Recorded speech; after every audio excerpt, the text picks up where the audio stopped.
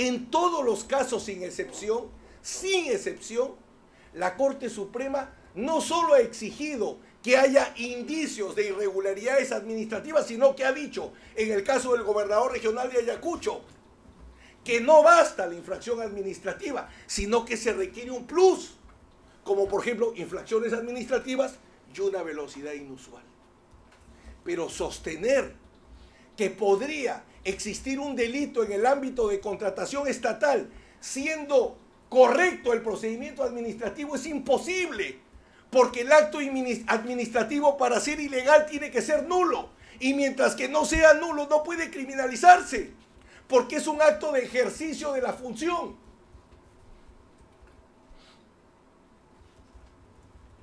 Agrega, por ejemplo, el tema de Indecopi. En el tema de Indecopi, Tarufo dice, la naturaleza del hecho determina el tipo de la prueba. 50 personas me ven caminar desnudo. ¿Puedo ser esquizofrénico? Puedo serlo. Pero si no hay una pericia psiquiátrica, yo no soy esquizofrénico. Los hechos institucionales, los que crea el derecho, me permito ser el autor del único artículo en el Perú sobre la prueba de los hechos institucionales. Gracias por la inteligencia. Voy a otro, malversación de fondos. Si yo quiero establecer una modificación presupuestal ilegal, ¿puedo hacerlo fuera del registro CIAF? Como viene pasando en el Perú, que con pericias contables, sin interesar lo que dice el CIAF, se condena por malversación de fondos. Puedo establecer un concurso, no voy nuevamente, el tipo de autor, la diferencia de la infracción administrativa con la infracción penal, no, yo voy en concreto. El hecho, el objeto de la organización criminal es con una concertación de constructores. Ese hecho, concertación de constructores, ¿es o no es una práctica antimonopólica? Si no lo es, no he dicho nada. Si lo es, esa práctica antimonopólica, ese concierto, el objeto de la organización criminal, puedo probarlo sin un documento público que se llama resolución de Indecopi. Sostengo que no. Y ojo, no para efectos de una imputación penal, para formalizar una investigación preparatoria. No me opongo a la formalización de la investigación preparatoria. Lo que estoy discutiendo es una prisión preventiva que la Corte Suprema acaba de decir que se necesita un estándar probatorio más alto que para llevarme a juicio. Eso es lo que está en discusión.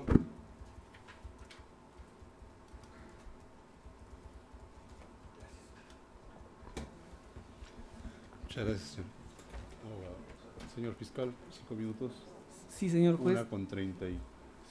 Sí, a efecto de no incidir en puntos ya discutidos, querríamos insistir en un aspecto que sí consideramos importante. El indicio relacionado a los vínculos existentes entre el imputado Málaga Torres y los demás representantes o comisionados de las empresas del llamado club, o con el señor Prialé de la Peña, o con el señor García Alcázar, deben ser sopesados, indicábamos, a la luz de lo que se ha podido establecer en la audiencia de prisión preventiva. Mencionábamos nosotros, cuando nos referíamos, si bien es cierto, a la situación del imputado Prialé de la Peña, que fue objeto de incautación en el marco de una de las diligencias de allanamiento, una agenda en la que se encontraban distintas anotaciones referidas a funcionarios de Odebrecht y también al señor García Alcázar, acompañadas de sumas de dinero. Debe tenerse en cuenta, señor magistrado, que también en la resolución venida en grado, específicamente la página 15, fundamento 21, se ha establecido que, y está también a su disposición en la carpeta fiscal, en el folio 1810, habría que establecer la correspondencia numérica con el expediente judicial, es objeto de deslacrado el 15 de enero de este año, 2018, de la agenda precisamente atribuida al señor Prialé de la Peña, que en lo que corresponde al mes de octubre del año 2012, periodo en el que se produjeron, según la imputación, los hechos incriminados, al margen izquierdo del mes de octubre del año 2012 aparece la anotación del nombre Félix y a continuación el número 995644242, que es número atribuido a Félix Málaga Torres, en una agenda encontrada en poder del imputado Prealé de la Peña. Ese es un indicador respecto del cual nosotros queríamos insistir, reitero, porque considero que las diferencias en cuanto a la concepción de las figuras con el señor abogado de la defensa ya están, creo, definitivamente establecidas. Ese constituye, señores magistrados, reitero, un dato que queríamos destacar. Señor director de debates, disculpe que interrumpa. Ese elemento que refiere el fiscal no obra como elemento de convicción en el requerimiento de prisión preventiva. Por suerte tiene página y está especificado por cada uno. No fue objeto del debate y no es objeto del auto de prisión preventiva. Señor juez, si me permite replicar. Usted no terminó. Quiero escucharlo de manera completa. Sí. Doctor, debería haberlo dejado terminar ya. Quiero saber esto porque usted está hablando de actos posteriores al allanamiento. Así es. Y entonces nos habla de que Sí, señorita juez. en una agenda se ha encontrado. Queremos escucharlo y luego el Sí. abogado podrá replicar y luego... Mencionaba que el 15 de enero de este año el Ministerio Público realiza el acto de deslacrado de los objetos encontrados en los inmuebles que fueron objeto de allanamiento, en concreto del inmueble que fue atribuido al señor Prealé de la Peña. En ese contexto, al procederse al deslacrado, con participación, por supuesto, de los abogados defensores, se encuentra una agenda que en buena cuenta expresa un calendario en donde, en el caso del mes de octubre del año 2012, se registra al lado izquierdo del número 15, del ordinal 15 de ese mes, el nombre Félix, y a continuación el número 99564424, que si consta en las actuaciones procesales es atribuido al señor Félix Málaga Torres. Ese documento obra en la carpeta fiscal a folios 1810. ¿Y por qué nosotros nos permitimos, ya hablando del aspecto jurídico, introducir esta alegación? Según el auto de calificación de casación, me estoy refiriendo a la casación 216-2016-El Santa, del 12 de agosto del 2016, que, me permito decirlo, ha sido publicitado en las páginas sociales por el señor juez Ramiro Salinas Ixcha, es de conocimiento público, además, por tratarse de una resolución judicial. Reitero, casación 216-2016 El Santa. Se establece que en la audiencia de apelación de prisión preventiva, los sujetos procesales, entiéndase el Ministerio Público y Defensa, pueden aportar u ofrecer elementos de convicción que hayan sido acopiados u obtenidos con posterioridad a la audiencia, respetándose un mínimo de contradicción. En ese caso, si es que la sala lo tiene a bien, podría dar pie precisamente a ese ámbito de contradicción del que hablamos. Señor abogado, ¿algo que decir? Sí, por supuesto.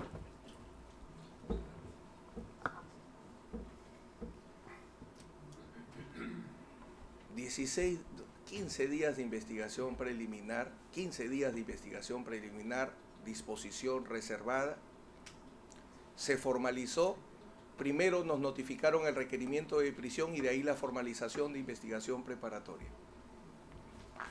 En ese marco, se intentó a nivel del juzgado incorporar nuevos elementos de convicción y la juez no los aceptó. A nivel del juzgado. ¿Qué es lo que enfrentamos? Artículo 157, perdón, punto 157 del requerimiento de prisión, 1.4, elementos de Ernulfo Málaga Torres, exactamente 11. Esos son los 11 elementos que hemos discutido en la audiencia y respecto a los cuales nos hemos podido defender mínimamente. A nivel del procedimiento de apelación de sentencia, se puede presentar nueva prueba, sí, pero en su momento. Se hace en la fase escrita, se corre traslado para venir en la audiencia y poder contraprobar. ¿Qué podríamos ofrecer nosotros como contraprueba en este momento? Por ejemplo, yo tengo 3 informes hechos que demuestran que los procedimientos administrativos fueron perfectos. Establezco cuánto fue como porcentaje, pero como respeto la ley no lo puedo introducir, porque solo lo que aparece en la preparatoria puede incorporarse en el cautelar. Entonces la casación que hace referencia mi directo colega, el auto de casación, si lo lee bien, lo que establece es sí se puede incorporar prueba siempre y cuando se respete el procedimiento legal. Y el procedimiento de recurso de apelación señala que con el traslado del recurso se puede incorporar las pruebas como se ha hecho en esta etapa, y la presidenta tuvo el cuidado de marcar al inicio: las pruebas aportadas por las partes han sido entregadas a la contraparte, sí, pero pretender en este momento introducir un elemento, tenemos derecho a contraprobar y a contraargumentar. ¿Cómo podría en este momento contraprobar si no tengo el acta siquiera? Por eso es que no debe admitirse. Bien, señor, se ha tomado en cuenta su argumentación. Bien.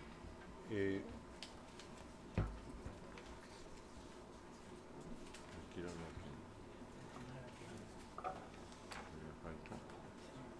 ¿Qué falta?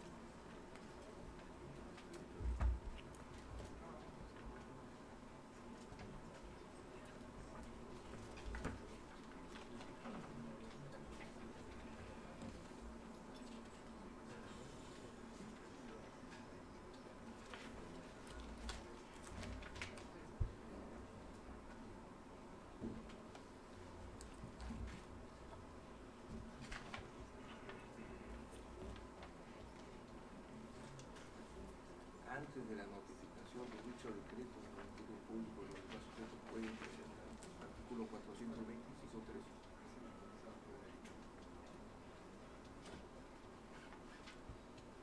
Antes de la notificación de dicho decreto, el Ministerio Público y los demás sujetos pueden presentar pruebas documentales o solicitar servir a los autos algún acto de investigación, hacerlo como se recomienda el la sala.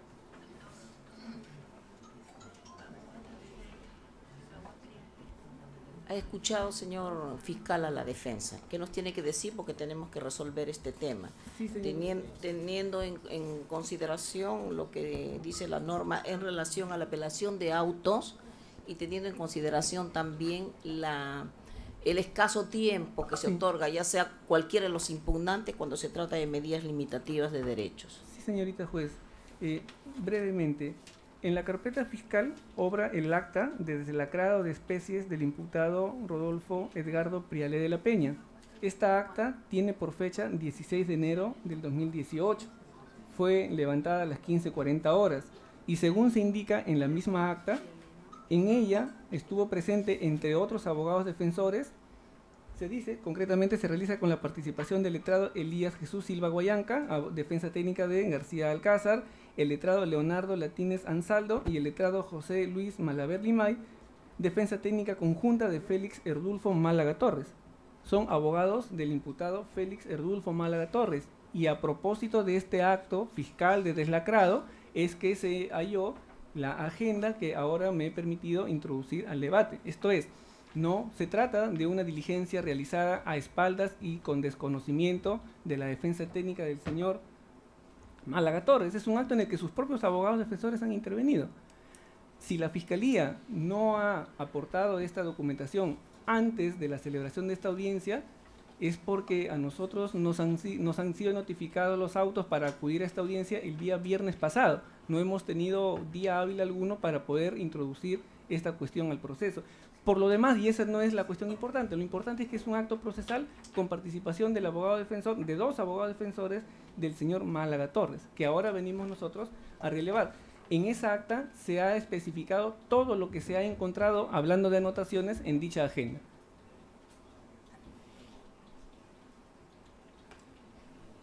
Cuando se lleva a cabo la audiencia, que fue el día 24 de enero de 2018, ustedes ya habían llevado a cabo el acta de deslacrado, ya Así la es, tenían sí. el día 16. 16, así es. ¿Y por qué no lo presentaron? En la no, es que sí ha sido objeto de debate en la audiencia. Lo que ocurre es que nosotros hemos indicado, cuando la juez emite el auto apelado, establece que en la agenda atribuida al señor Prialé se encontraron una serie de anotaciones, nombres de Carlos García Alcázar y cantidades de dinero.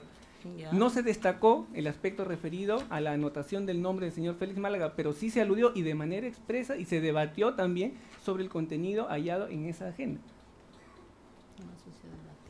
A ver, ¿Se ha debatido, señor abogado, esa parte? No, con relación a nosotros, existe requerimiento de prisión para cada uno.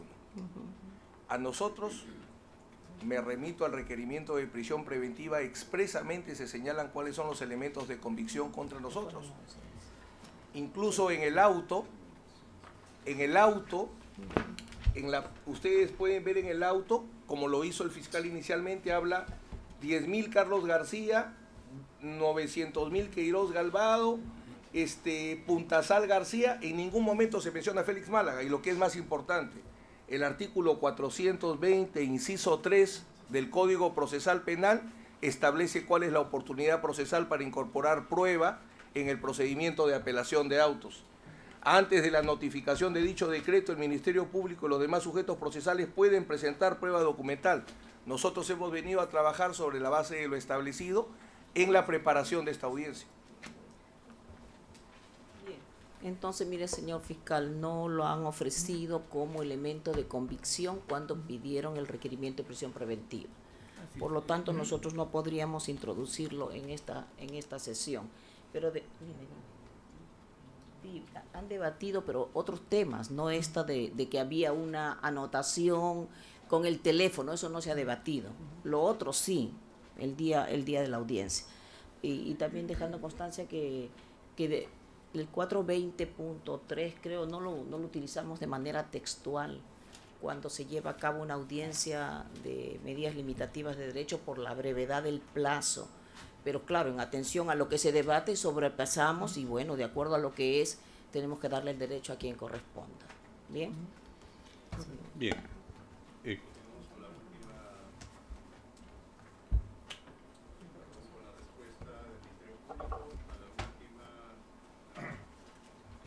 A la intervención del abogado de... El señor Preboneira. Preboneira. 20 minutos, señor fiscal, 1:49 minutos. Bien, gracias, señor magistrado. La defensa del señor Preboneira ha expresado, y me permito mencionarlo aun cuando oralmente no lo haya esbozado en esta audiencia, se ha violado, sostiene la defensa del señor Preboneira, el debido proceso, toda vez que se habría utilizado indebidamente información proporcionada por un colaborador eficaz en este proceso penal común, que es un proceso penal derivado. En concreto, la defensa sostiene que la utilización de la información incriminatoria recabada en el marco del procedimiento especial de colaboración eficaz a este proceso penal derivado, a tenor de lo previsto en el artículo 477, numeral 1 del Código Procesal, debe operar solo cuando aquel procedimiento se encuentra en su cuarta etapa o su cuarta fase. También lo dijo, si mal no recuerdo, el abogado del señor Prialé de la Peña. Más no cuando se encuentra en su primera fase, que es la fase de calificación. Refiere que, a tenor de lo que establece el artículo 45.2 del reglamento del decreto legislativo 1301, me estoy refiriendo al decreto supremo 007-2017-YUS, la incorporación de la información que se acopia en el procedimiento especial al procedimiento derivado opera como prueba trasladada. Sobre esto, señores magistrados, me permito sostener lo siguiente. Primera precisión, el solicitante del proceso especial de colaboración eficaz puede estar o puede no estar sometido a un proceso penal o incluso puede ser un sentenciado. Remarcamos, el aspirante a colaborador eficaz puede ser un no procesado, puede ser un ya procesado penalmente o incluso un sentenciado. Segunda precisión, con base en lo anterior, se tiene que, si el solicitante o aspirante a colaborador tiene al momento de la solicitud la condición de procesado, lo actuado en el marco del proceso de colaboración eficaz, si bien corresponde a lo actuado en el marco del procedimiento autónomo, tendrá que ser tarde o temprano objeto de control en aquel proceso común principal en el que el aspirante justamente tiene la condición de encausado. Tercera precisión, tanto la forma como la oportunidad en que se haya de producir aquel control dependerá indudablemente del estadio en el que se encuentre el proceso común principal. Y aquí radica precisamente el error de apreciación de la defensa. Cuando el legislador establece en el artículo 471, numeral primero, textualmente, cuando el proceso por colaboración eficaz está referido a hechos que son materia de un proceso penal que se encuentra en la etapa de investigación o incluso si no existe investigación, el acuerdo de beneficios y colaboración se remitirá al juez de la investigación preparatoria conjuntamente con los actuados formados al efecto para el control de legalidad respectivo.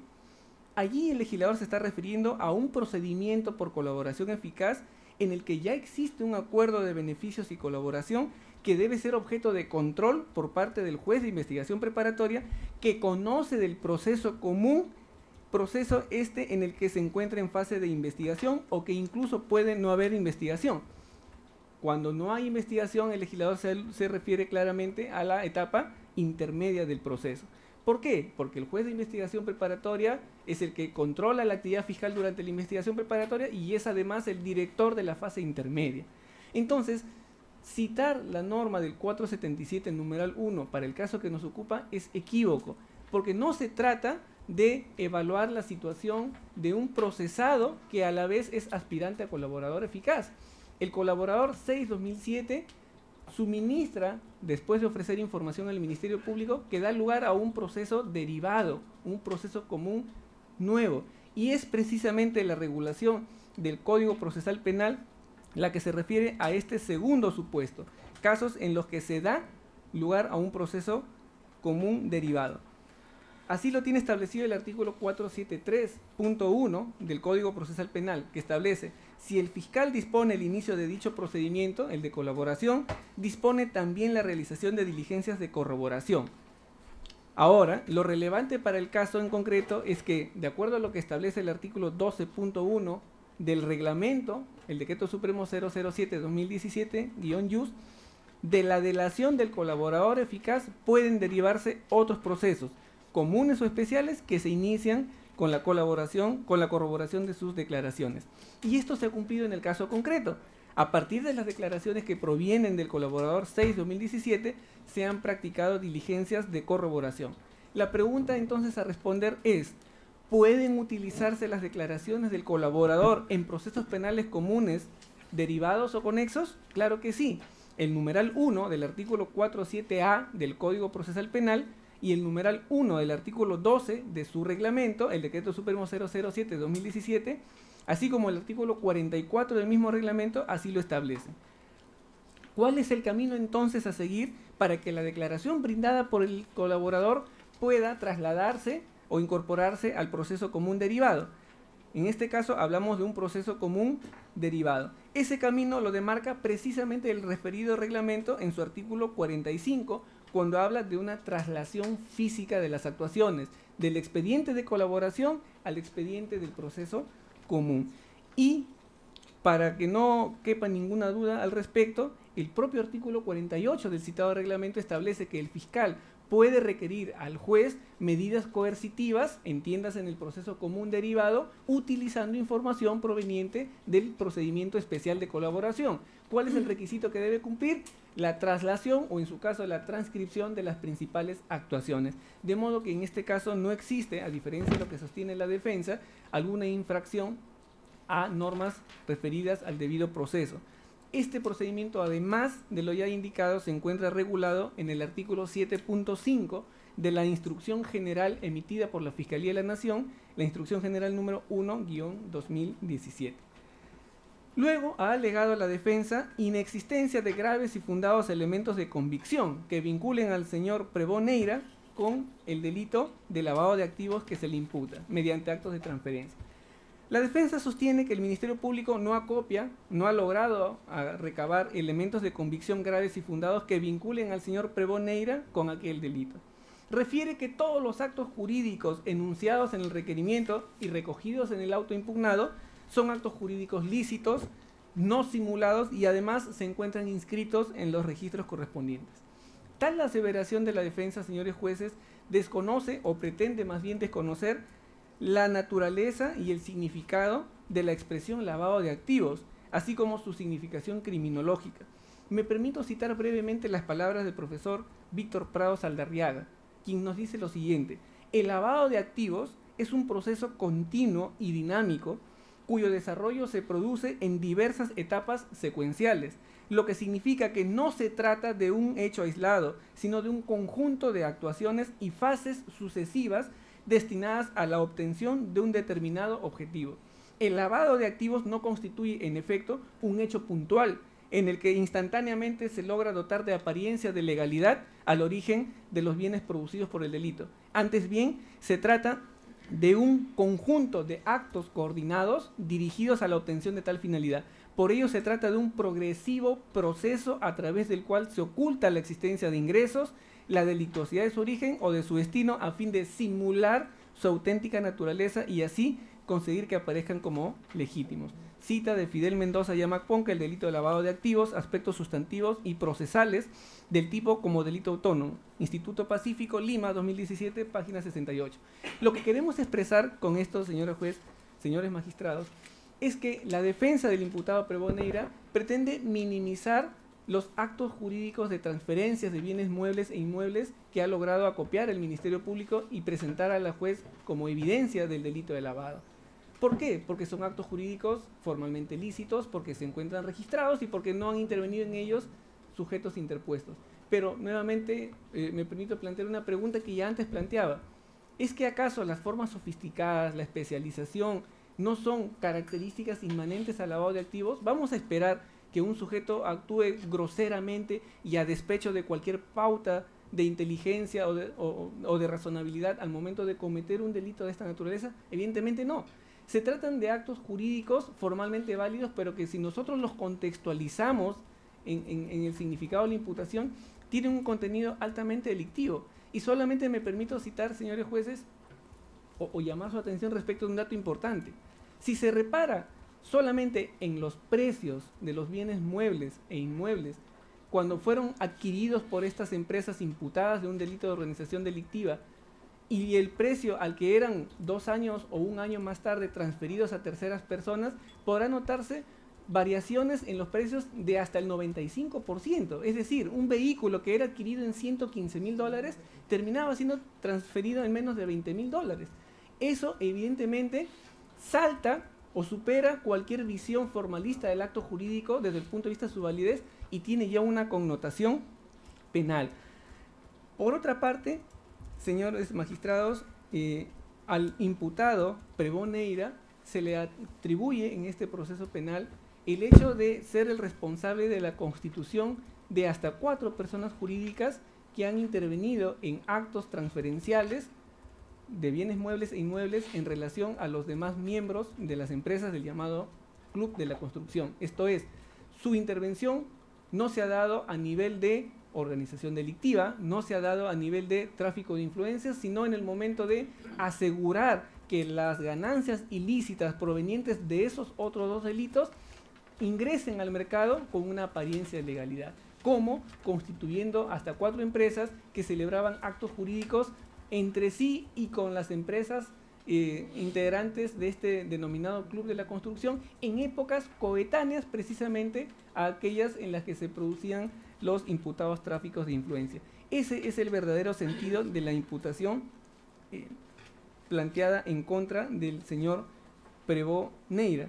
Por lo demás, la defensa técnica del señor Prevón Neira no ha cuestionado, no al menos consideramos de manera seria el presupuesto referido al peligro procesal, que incumbe en este caso como presupuesto de la medida de prisión preventiva, por lo que nosotros consideramos en ese sentido también debe ser confirmado el auto apelado. Bien, abogada de Prevón Neira, 5 minutos. Sí. 2 de la tarde. Bueno, respecto al tema del colaborador eficaz, lo que ha argumentado la defensa es que se ha vulnerado este derecho de acuerdo al decreto legislativo 1301, en la cual se reglamenta cuáles son los procedimientos que se sigue para el delito para la colaboración eficaz. Así tenemos la calificación, la corroboración, la celebración del acuerdo, el acuerdo de beneficios, el control y la decisión y la revocatoria, de ser el caso. Abogada, solo para precisarle y centrar un poco su participación. Lo que está diciendo el abogado es una interpretación de los dispositivos legales tanto del Código Procesal Penal como del reglamento. En esa medida, usted ha tenido una posición, el fiscal está teniendo otra sobre ese tema que se ha pronunciado. Por favor, su participación. Sí, lo que pasa, el Ministerio Público argumenta de que no se ha transgredido el debido proceso, ¿no? O el debido proceso debido a este beneficio de colaboración eficaz. Nosotros argumentamos que sí, debido a que no se ha llegado a concluir las etapas correspondientes de acuerdo al decreto legislativo 1301. Respecto al listado de empresas que el señor fiscal menciona, respecto donde mi patrocinado, Preboneira, ha participado como socio fundador o como socio integrante, no es necesario solamente la simple enunciación de estas compraventas o de estos listados, sino también la defensa considera que el señor fiscal ha debido de enunciar cuáles son estos actos de conversión, ¿no? O de ocultamiento que el señor Preboneira ha efectuado, ¿no? Desde el punto de vista de la defensa, esto no se ha verificado. Y vuelvo a repetir que el señor Neira lo que ha hecho es, desde el año 2008, diferentes compraventas de manera lícita, debidamente inscritas en los registros públicos.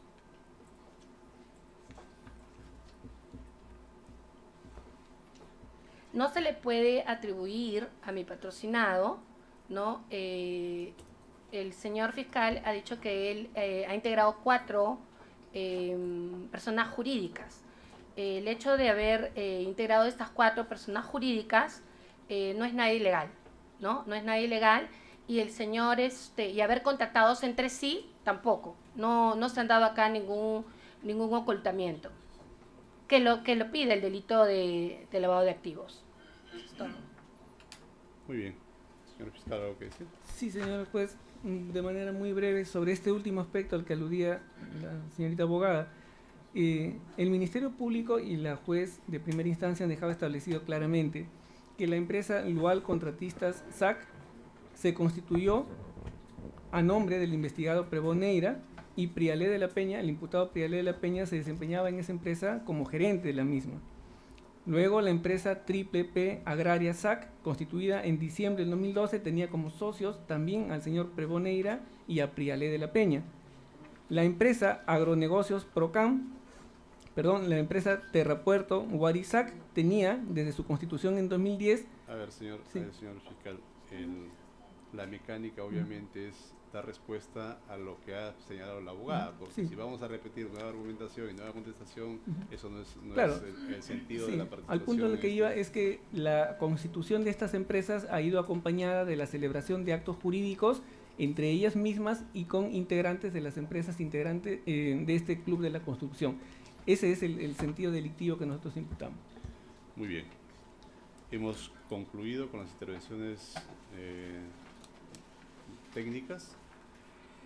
Vamos a pasar al estadio de...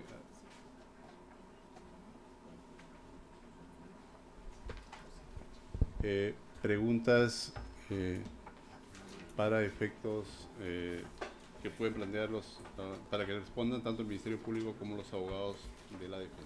Señor juez, ¿me podría dar Señor, 2 minutos? Al final va usted a tener la posibilidad de participar, es su derecho y lo vamos a reservar para ese momento. Muchas gracias. Usted es el último que tiene que hablar en esta audiencia. Gracias. Bien, señor.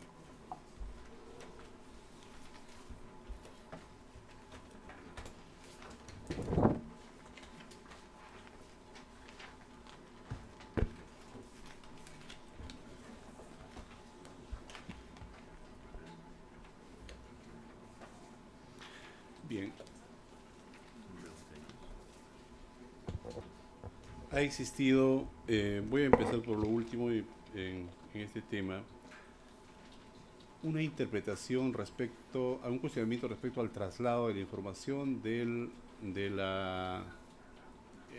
traslado de información del procedimiento de colaboración eficaz hacia el procedimiento que nos viene motivando esta audiencia.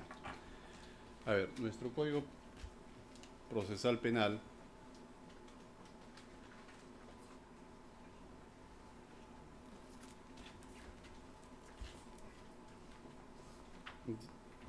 voy a hacer las preguntas correspondientes porque esto es un tema recientemente modificado.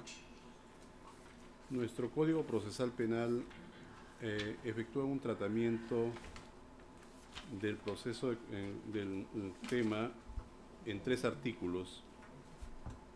En el artículo 472.3, que es un tema general, el artículo 476A, que se refiere en cierto modo al tema de los elementos de convicción según el tenor para efectos de la incorporación en otro proceso como prueba, como elemento de prueba, y finalmente el tratamiento del uso de la información para en los requerimientos de prisión preventiva, que es el 481A. Acá lo que se ha tratado es de exigir un procedimiento de traslado de prueba, y eso también parece que el reglamento entra en una contradicción cuando habla de elementos de convicción y prueba trasladada, pero en este tema el legislador lo que ha referido específicamente, específicamente sobre este tema, y ha regulado para el traslado de la información obtenida del procedimiento de colaboración eficaz hacia los procedimientos derivados, es el 401A. Y ahí es donde las exigencias de los abogados parecería que colisionarían con una interpretación específica de esta norma. ¿Algo que pronunciar, señores? 401A. Trata específicamente, 81A, disculpe usted. 81A. Específicamente del uso de la información obtenida para efectos de un requerimiento de prisión preventiva, unas medidas cautelares. ¿Algún comentario sobre eso, señor fiscal? Sí, si me permite, señor juez, señores magistrados, nosotros lo que hemos planteado aquí ha sido la necesidad de distinguir 2 ámbitos distintos en donde hay que aplicar las normas procesales y reglamentarias. Uno es el caso en el que el aspirante a colaborador es a la vez procesado penalmente, caso que no aplica a este supuesto porque el colaborador eficaz no es parte imputada en este proceso.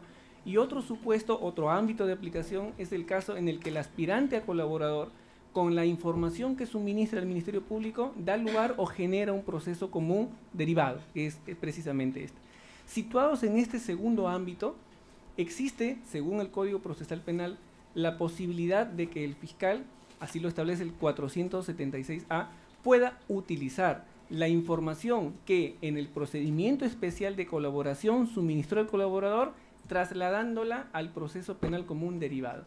Y más concretamente el 481A, que se acaba de mencionar, establece que es posible requerir al juez medidas de coerción utilizando precisamente la declaración del colaborador y los actos de corroboración posteriores a él. Como indicaba el señor juez director de debates, es tal vez poco afortunada la expresión del reglamento referida a la existencia de prueba trasladada, porque la prueba trasladada como supuesto excepcional de incorporación de pruebas sabemos que tiene lugar en un estadio procesal concreto, que es el de juzgamiento, fuera de los casos excepcionales de prueba anticipada. Pero en este caso concreto, el mismo reglamento ha establecido que es a través de la traslación física o la transcripción de algunas actuaciones que tiene lugar esta utilización de la información que proviene del expediente del procedimiento especial al procedimiento común. Y ese procedimiento se ha observado en el caso concreto. La Fiscalía de la Nación, cuando emite la Instrucción General 1/2017, sigue los lineamientos del Código Procesal Penal y los de su reglamento, y establece en el artículo 7.5 que es precisamente ese el procedimiento a seguir. El fiscal acopia información que le suministra el colaborador, realiza actos de corroboración, todo dentro del procedimiento especial de colaboración, y luego los traslada a el proceso penal común, cosa que ha operado en este caso.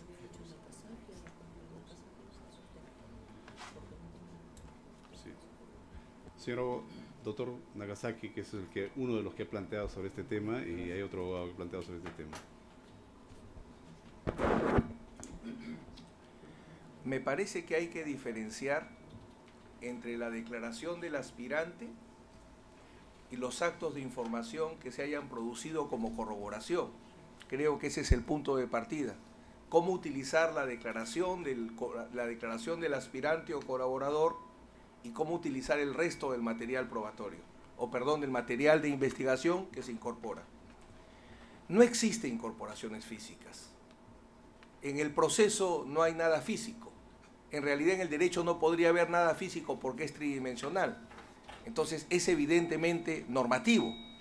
Entonces el traslado, porque se trata de un procedimiento o proceso de colaboración eficaz, donde se tiene que trasladar al proceso penal para que de ese proceso penal pase al cautelar, porque los únicos elementos de convicción que podrían utilizarse en un proceso cautelar son los existentes en su proceso principal. Entonces, acá hablamos de 3 procesos: el de colaboración eficaz, el proceso penal propiamente dicho y el cautelar.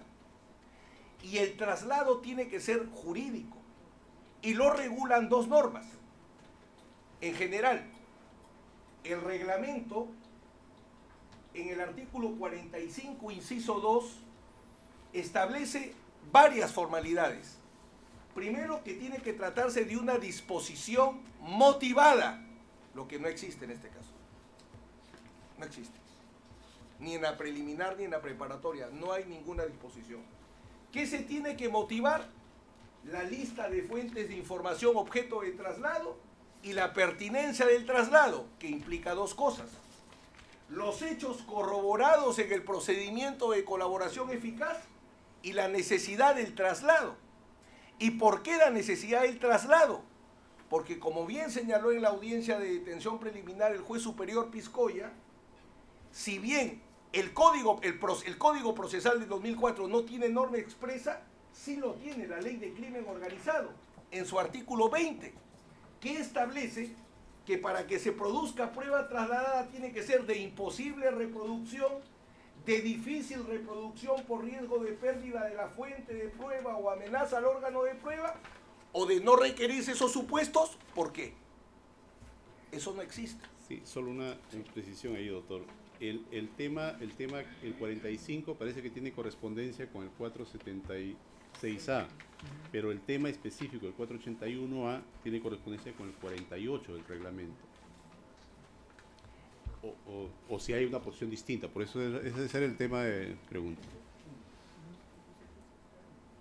El primer punto es que se tiene que trasladar de acuerdo a un procedimiento. Creo que lo primero que tiene que resolver la sala es si es un procedimiento, es un traslado físico, como el que se ha producido en este caso, o tiene que ser un traslado procesal.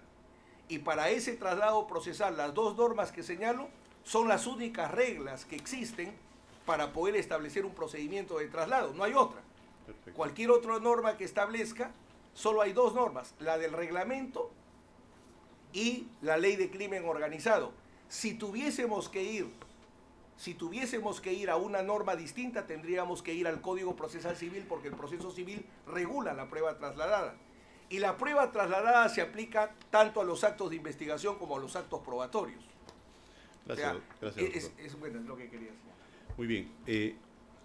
Sí hubo una alegación, y acá creo que noté mal porque había puesto en el caso de Tejeda Moscoso que trabajaba en la empresa Ferreiros. Creo que no era él, era, le invitaron. Sí. ¿Cuál es la relación que tenía? O sea, ¿se invocó eso? ¿Se ha acreditado de que había esa esa vinculación con la empresa.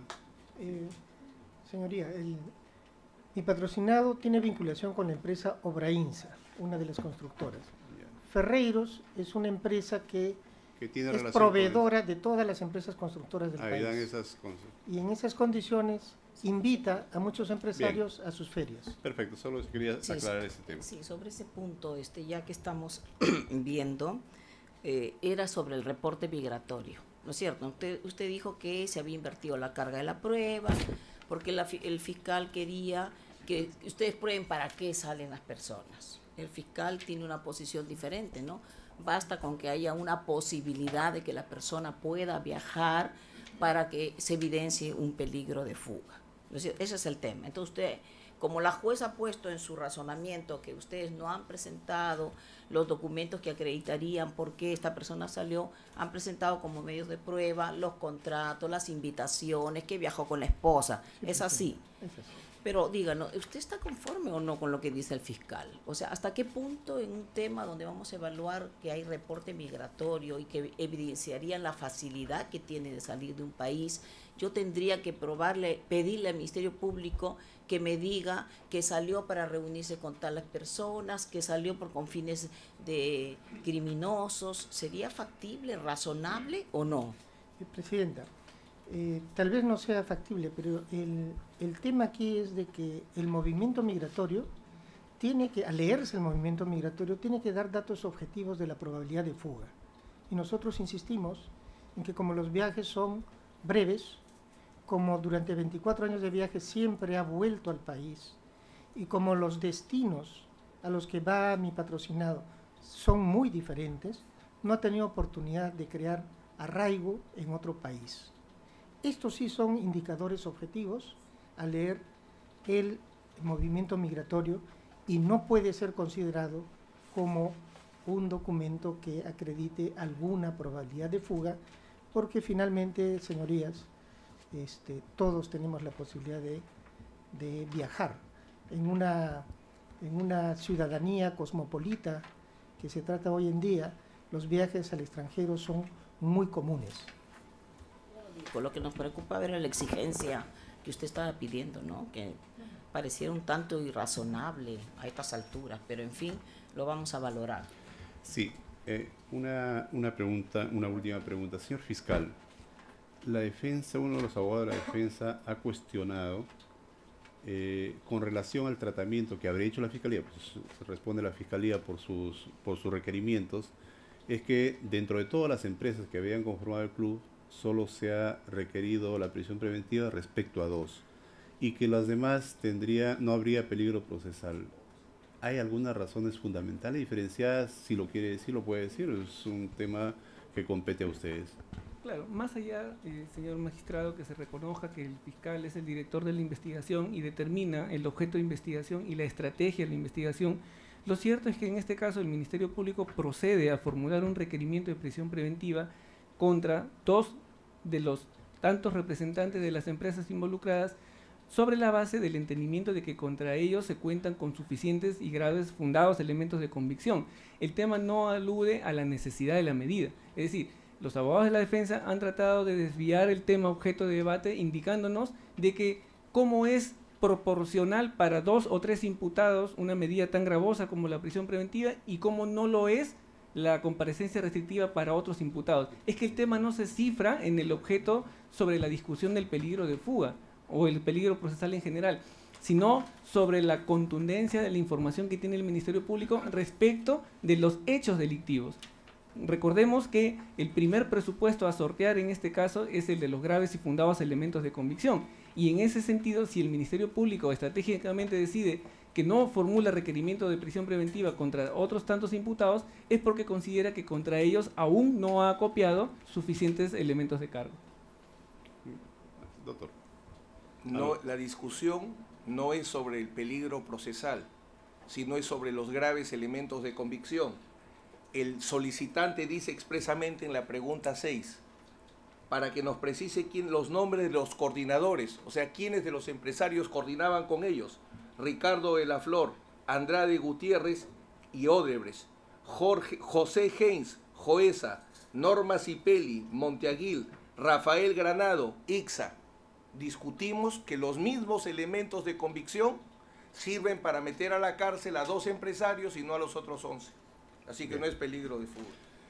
Señores magistrados, ¿alguna pregunta? La presidenta. Ese punto nos interesa que se vea, ¿no? Yo sé que es una facultad del Ministerio Público pedir prisión preventiva para determinadas personas y en su momento, si encuentra otras evidencias, lo puede pedir respecto de los demás, ¿no? Pero acá lo que se cuestiona es por qué a 2 del Club de la Construcción, si respecto de otros habría mayores evidencias. Eso es lo que postula el abogado defensor. Entonces, pareciera que es por el tema de las llamadas telefónicas. Señora juez, señorita juez, partamos de una premisa.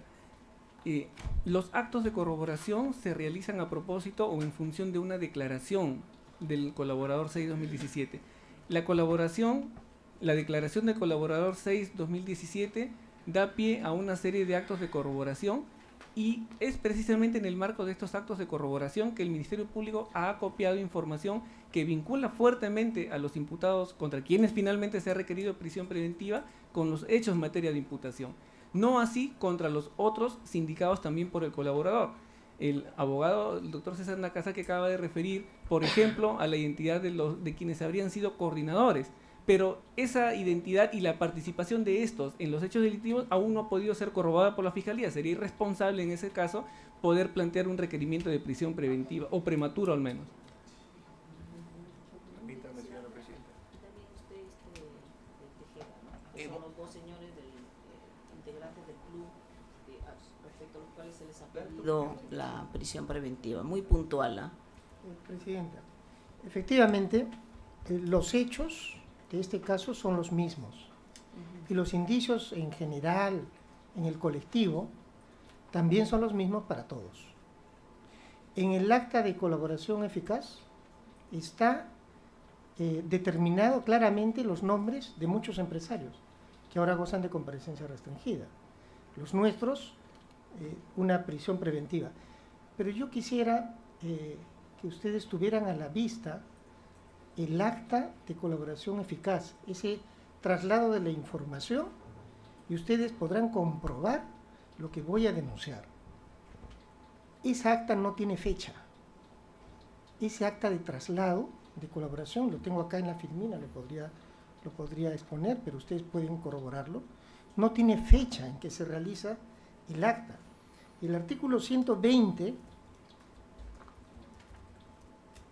señala las formalidades con las que el Ministerio Público debe desarrollar sus actas. En el punto 2 dice que debe tener fecha, lugar, hora, y no tiene... Debe haberlo dicho en el debate, pues, en primera instancia. La juez se hubiese pronunciado. Bueno, está bien, está denunciando algo, ni siquiera lo ha puesto en su recurso. No lo he visto, he leído los recursos. Doctora, hay una parte que habla de que hay en el acta, no dice que no, doctora, tiene fecha. Concluyo, si me permite, con eso. Sí, sí. Y el artículo siguiente dice cuál es el efecto cuando las actas no tienen fecha. Dice que no deben ser valoradas.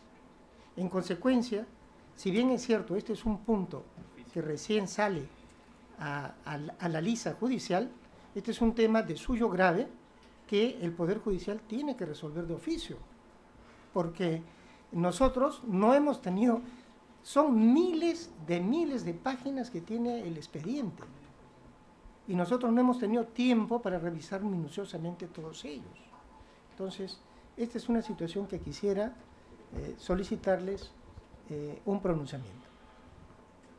¿Iba a hablar usted? Solamente No, para precisar, señora presidenta, obra como anexo de nuestro recurso de apelación un cuadro donde aparecen todos los factores de incriminación sí, que lo ha he hecho, utilizado lo el he Ministerio expuesto. Público. Ahí También, lo va a encontrar usted. También lo he expuesto.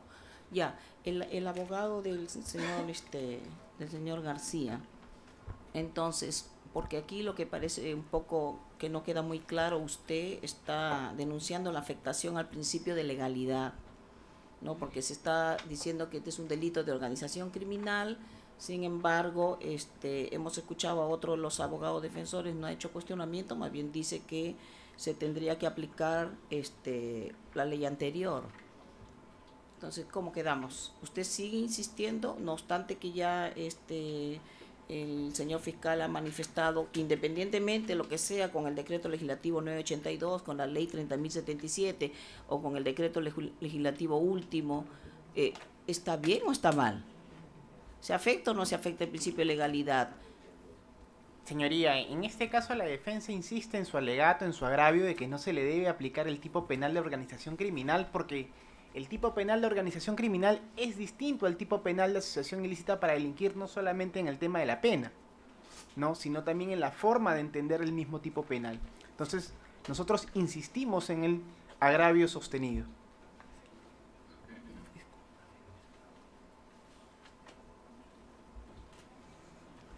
Claudio Piscoya. Sí, voy a un par de preguntas, pero insistir en lo último, señor fiscal.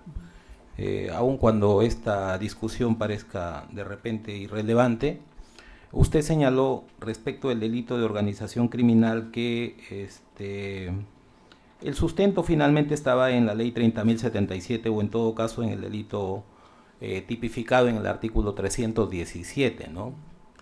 Entonces, esto es necesario aclararlo porque mire usted, la ley 30.077 no recoge dentro de los tipos penales, dentro del catálogo que están recogidos en el artículo 3, el delito de organización criminal.